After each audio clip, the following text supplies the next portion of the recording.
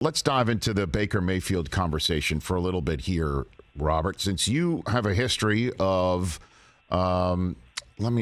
feeling, what's the word for, I don't know if disrespect, I don't want to put any words in your mouth, but feeling led astray a bit by the organization that drafted you for another quarterback, although Deshaun Watson was not drafted in the same draft as Baker Mayfield, as Kirk Cousins was with you.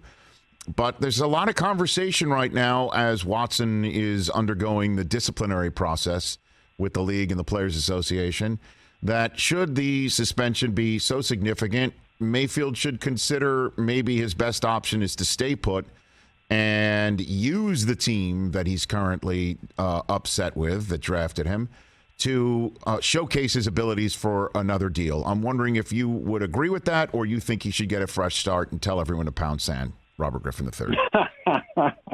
Rich, I'm actually going to take a different angle towards that, because you asked the question as if should Baker decide to stay. I think the Browns should offer the olive branch to Baker and ask him to stay if Deshaun Watson gets suspended for a significant amount of time.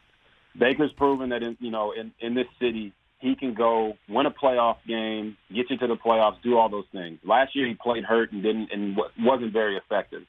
But the bottom line is Baker Mayfield's better than Jacoby Brissett.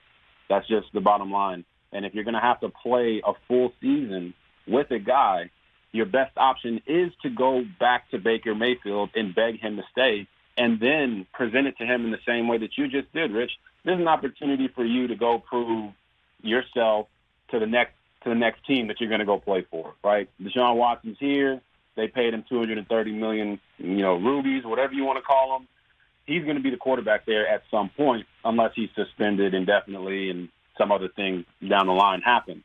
So I think the Browns should approach Baker and say, we need you. We're sorry how this all worked out, but we want to give you an opportunity to go out there and prove yourself. And I think Baker should take that. Now, I have seen that Baker has already said that both sides have moved on. He doesn't want anything to do with the team, essentially. But I think he should reconsider that, because this roster is stacked with playmakers at every position, running back, wide receiver, tight end, and they have a great offensive line. You might not get a better opportunity to go out and prove yourself than Baker would have with the Browns. Yeah, but just imagine what it would be like just to walk through the hallways of that place when you've already put it in the dustbin of your memory, right? All week, and think I would just be staring at the ceiling sometimes saying, how the hell did this happen with the Browns? And to hell with them, But then again, I understand, I know your history as well, where you've taken jobs that you knew you had to take in order to get where you want to go. I get it, but man, that would be a tough one to swallow if I'm Mayfield. Yeah, no doubt about it. It would be tough for Baker to do that, and I think that's why he already came out and said that he's done with the Browns and he doesn't want to come back. But as we all know, things can change in a heartbeat. Maybe they offer him a little bit more money to come back and do that. They seem to be throwing money around like it's growing on trees. So maybe they could do something like that. But I tend to agree with you on this one, Rich, that Baker and the Browns are so far gone. And the Browns made the mistake of pursuing Deshaun Watson along with the other 13 teams, but they made the mistake of pursuing him while they still had Baker on their roster.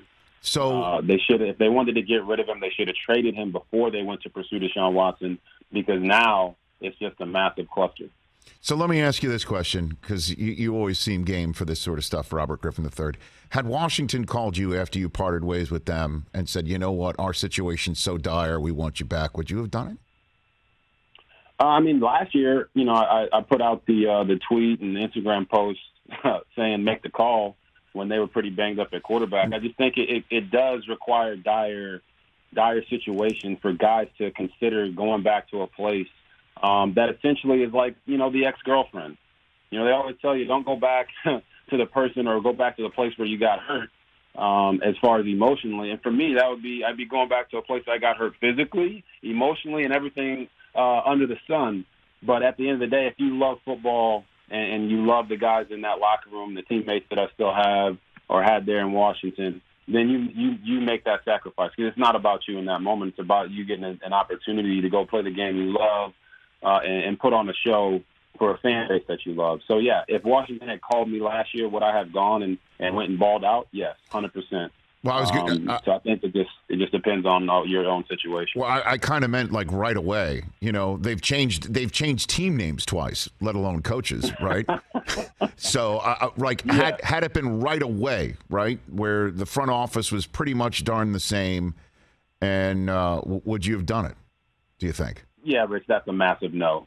That's a massive no.